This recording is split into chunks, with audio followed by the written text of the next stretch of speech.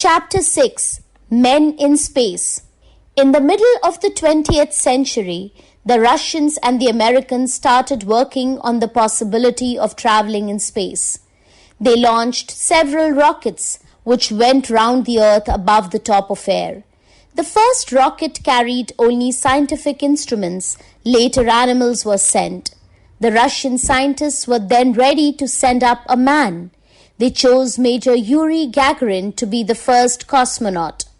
Yuri Alexeyevich Gagarin was then 27 years old. He was born in 1939 in the city of Smolensk.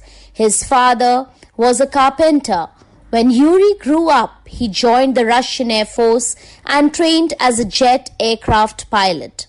On April 12, 1961, early in the morning, Yuri was informed that he would fly in Vostok 1. The flight was to take off the same day. He proved to be luckier than the two officers who were also undergoing training and were the other possible candidates. Yuri had been given very special and very difficult training. He had to learn the use of the scientific instruments in the spacecraft as well as rockets. He was given very tough physical training because it was not known what the effect of traveling in space would be on human body and mind. Special equipment was used for preparing his body for the journey. Pressure chamber and the centrifuge trained his body to adjust to changes in the space. He was trained to get used to absolute silence and to remain alone in darkness. Yuri found this quite difficult. Yuri told, "There was no sound, not even the slightest rustle, no movement of air, nothing."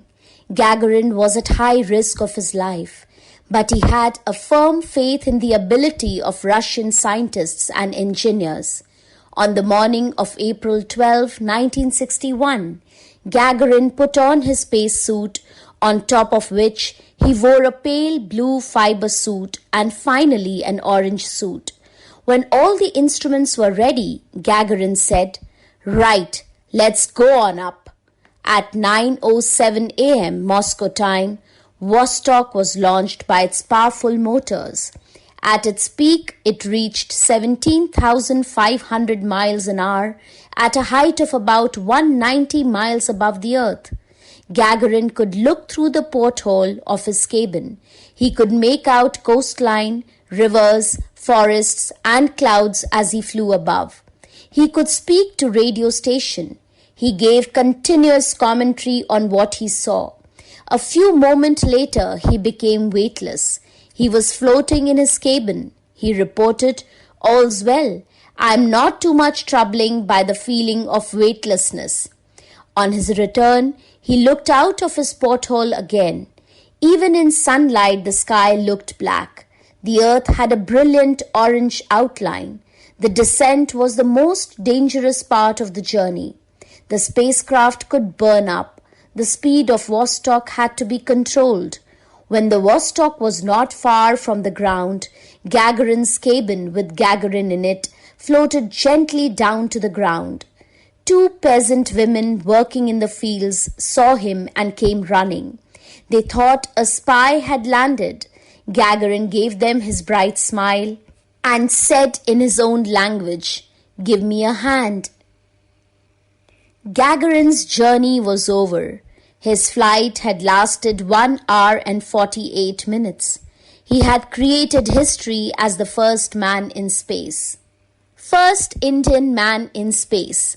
Rakesh Sharma was born on 13 January 1949 in Patiala, Punjab.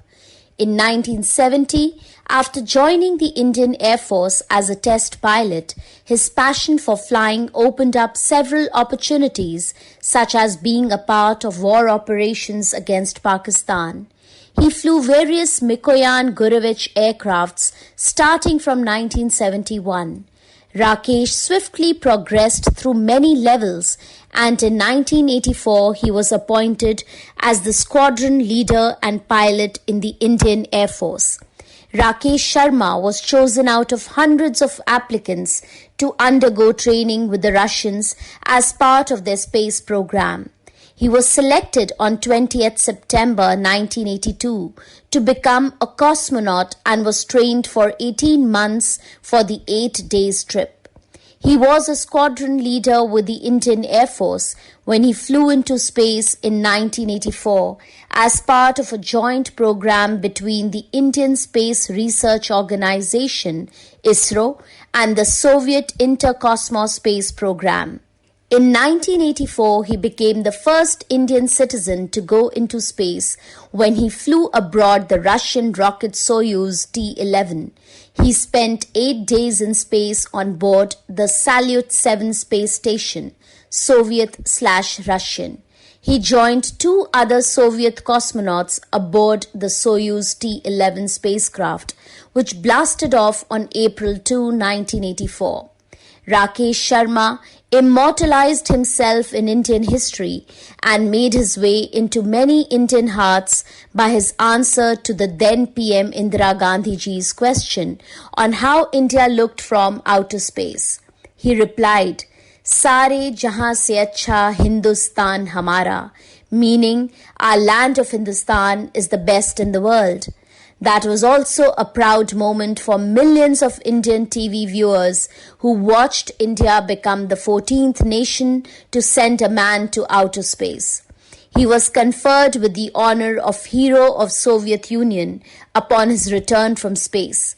The government of India conferred its highest gallantry award during peacetime, the Ashoka Chakra, on him and the other 2 Soviet members of his mission.